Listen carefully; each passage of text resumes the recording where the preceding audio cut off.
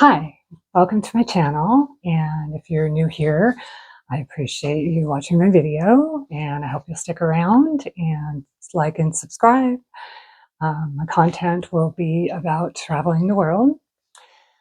Today I'm going to talk about, I will call it, should you travel the world with a potentially disabling condition? Well, I have a potentially disabling condition and I'm going to travel the world. So we'll talk about this. Um, First off, I want to go back to 2014. So I'll give you a little explanation in history. Back in 2014 in April, I started having a problem with one of my eyes. I don't even remember if it was left or right eye. I think it was my left. And I started losing the vision. And it was like half of my eye was just black. Like all I could see was black. And it was weird because it was like just the bottom half. And then it just started to get higher and higher so that, I was from the bottom down, I couldn't see anything.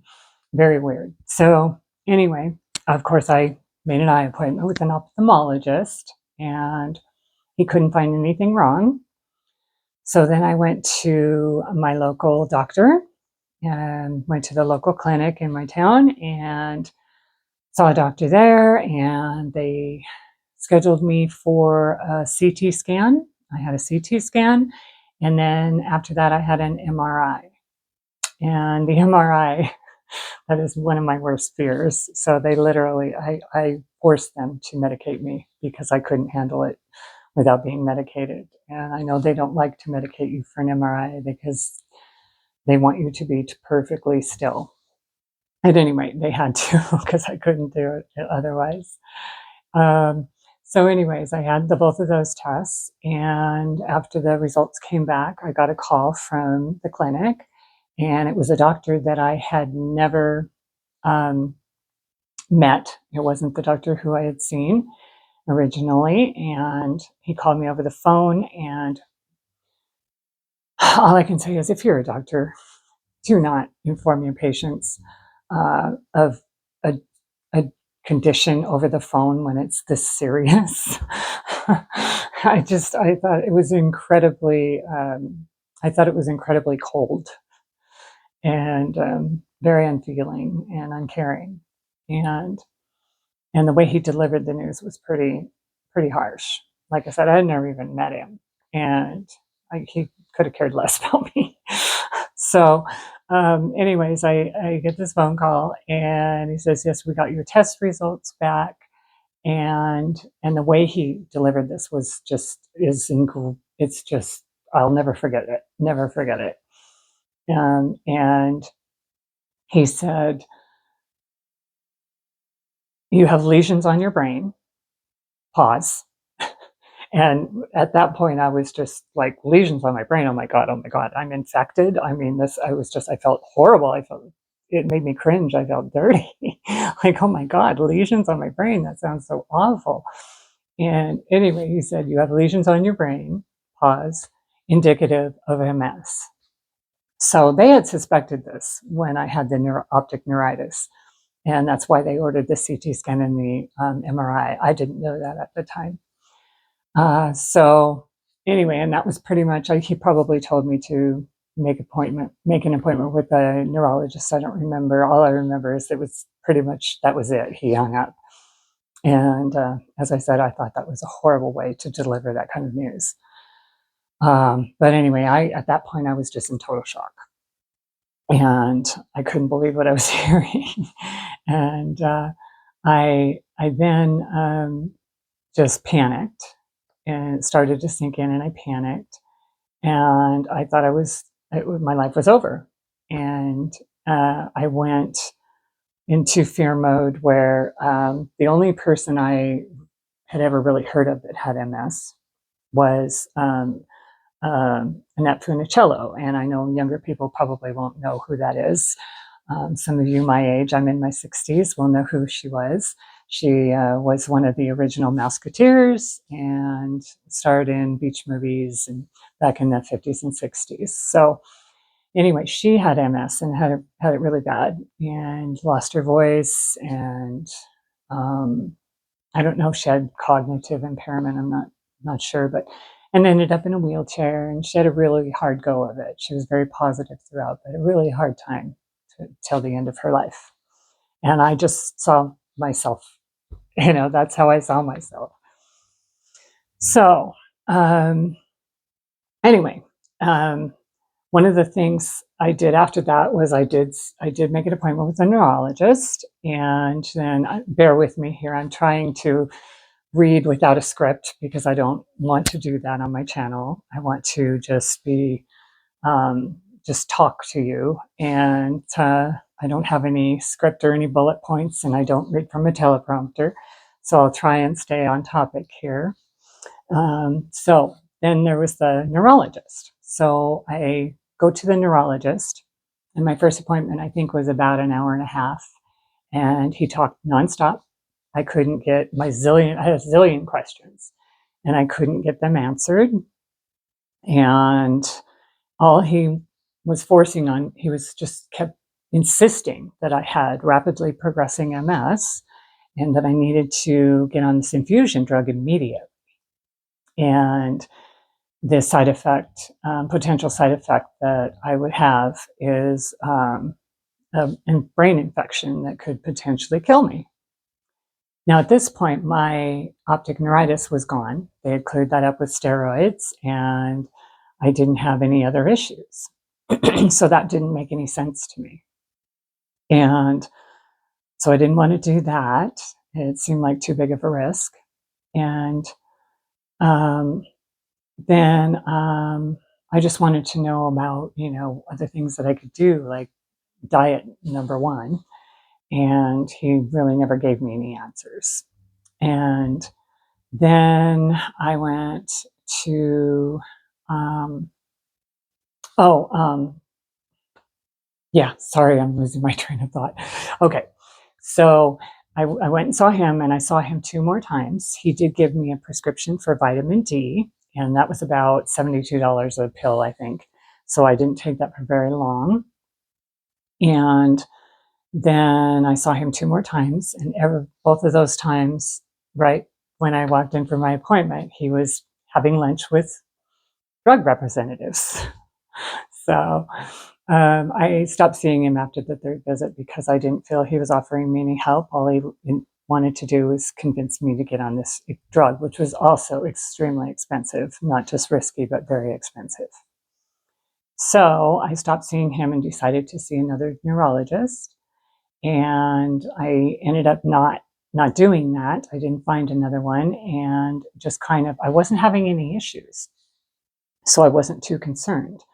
But I did kind of live in fear mode for a couple of years because, normal things happen. You bump into the doorway, or, as you're walking out of the room, or you stumble and trip, and every time something like that would happen, I would go into fear and like, oh my God, he said this is going to progress rapidly. Oh my God, it's happening, And, but I also, I know that I did some research. I learned some things. I know that swimming helps. It's good. Yoga's good. Being active, walking a lot, and I walk a lot in my job. I'm a pet sitter. So I do a lot of dog walks, and I like to walk anyway, and I'll be doing a lot of walking in my travels. But I also know that stress is really bad for MS. And at that time, I was in the middle of a 14-year marriage that was it was not a healthy marriage. And I was in constant fight or flight in those 14 years. And also around that time, I think it was around 2016, my husband was diagnosed with cancer. And so we started that process where he ended up having surgeries and then chemotherapy, and he ended up passing away from bone cancer in 2018. And the last 6 months, I was also under extreme stress, dealing with that because he was at home and I took care of him. And then we had hospice come once or twice a week. And so I had a little bit of help, and then I had family members who would help on occasion. But that was incredibly stressful, and that's a whole nother story. I'd never been through something like that. But I got through that. During that time, I spent a lot of time online while I sat at my husband's bedside and doing a lot of research on where I wanted to live, because I didn't want to live where I continue to live where I was. I knew that when he passed, I wanted to sell the house and move to a warmer climate. I didn't want to shovel snow anymore. There was way too much snow and ice where I lived in the winter. And so I kind of escaped, um, and did a lot of research on, where I wanted to move, but I also wanted to travel. And at that time, that's another story that I'll talk more about when I talk about getting rid of everything, because I did end up selling my house. And, but I'll talk about that and why I didn't leave to travel the world back in 2018, and why I'm doing it now, and how I got ready. So I'll talk about that. But anyway, back to, should you travel the world with a potentially disabling condition? Because I saw the MRI results with my own eyes. I saw, I don't know if I said I had, after the MRI, which confirmed, that I had lesions, I also did a spinal tap. And the spinal tap also showed that I had lesions on my spine. And also, I want to say, that was the first time I'd ever had a spinal tap. And if you ever have to have one, it's no big deal. I promise you, it wasn't any big deal. It didn't hurt at all. I actually watched the whole thing. They let me watch through the mirror. But I'm also not afraid of needles. And if you ever have to have one, don't worry about it being painful, honestly, and you're numbed up. But if you're afraid of needles, like I'm afraid of MRIs, but not needles. If you're afraid of needles, I would suggest you just tell the doctor, that you don't want to see it, and make sure that, they don't let you see the needle, and you'll probably be just fine. The only thing you have to do after a spinal tap is they tell you to lay down for hours. And I can't remember how many hours. I think it was like 6 hours or something like that. I had to lay down. And if you don't, there's the potential of a really, really bad headache. And so I laid down when I got home, and for hours and hours, and I didn't have any issue. But that further confirmed my diagnosis. So I was in fear mode, as I said, for probably a couple of years. And then I just kind of forgot. Well, I never really forgot that I have MS, but I don't live as though I have MS. I don't think about it. I don't live in fear of it. If I stumble now, I don't assume that it's happening and I'm going downhill. But there is a potential. I mean, obviously, it wasn't rapidly progressing because it's been over 10 years. And that was April 2014. It's been over 10 years, and I'm still fine. Another thing, though, that I have a video where I talk about my top reasons for leaving the US, and one of those, and you can watch that one if you look through, or I'll try and link it. But one of the reasons is diet. I want a healthier diet, because that's also good for MS and just, overall health in general, and avoiding cancer and things like that. And it's really hard to do here in the US, and especially where I'm at. So I'm looking forward to having more of a Mediterranean diet, or, just eating more fruits and vegetables. And right now my diet is just, it's not very good at all. I've just kind of given up even trying to find decent food here. But I am only about 30 days out, and then I can eat better in other countries. At any rate, I believe that, that might help me stave off anything that is going to happen in the future. But I'm not going to be so afraid to travel because I have MS and it might flare up. I could be fine for another 10 years, or I might only be fine for another 6 months. But if it does happen and I have incidents and, it starts to worsen, in the US, I don't think I'll necessarily be better off because the healthcare is so expensive here, and it's less expensive in other countries, and you can still get excellent care in a lot of countries. I will have global insurance. And on a side note, if that's another issue that I want to talk about for a minute, because I have a pre-existing condition, clearly. And I'm not going to leave the country without global insurance, global health insurance. Um, I mean, I could. The chances of them asking when I try to enter a country for proof of insurance are slim. Some countries you do need to show that, but I would just prefer to have it. Although I have heard that from other travelers that they've never been asked. At any rate, I got global health insurance, but it was a struggle because I have a pre-existing condition. My first attempt was I applied with Cigna, and I figured I could just get a exclusion. And when I filled things out, it went to underwriting and the immediate denial, of course, and there was no recourse.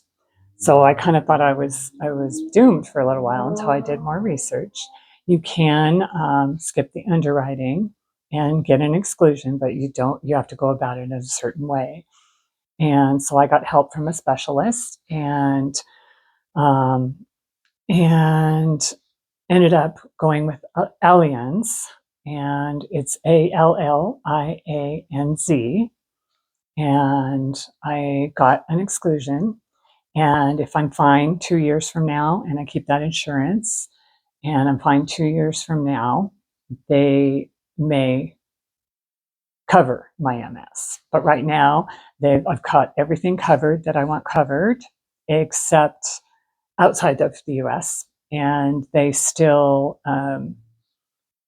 and I have, except for the MS. So I've got that exclusion. And if anything occurs MS wise, then that's just not covered. And I'm not going to worry about that because I wouldn't be any better in the US. So I'm not going to let that stop me. But anyway, my insurance is actually pretty reasonable considering, and it covers me in multiple countries, and it is $307.50 a month.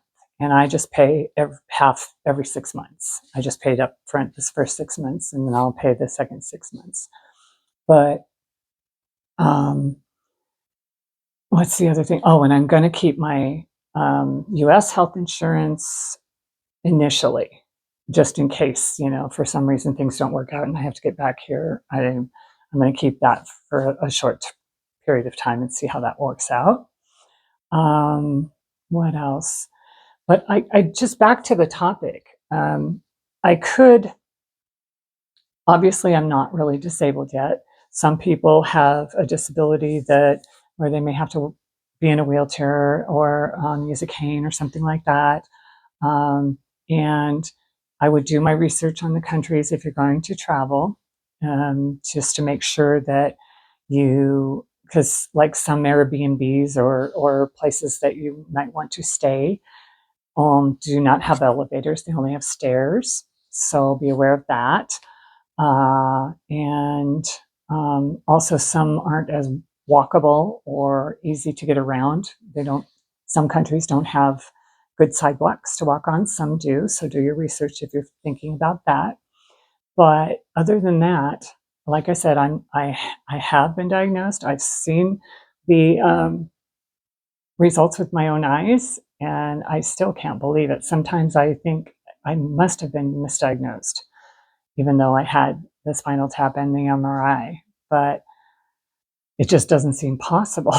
But I know that it has to be accurate, right? But at the same time, I'm not going to, as I said, I'm not going to be afraid to travel because there might be a potential flare up.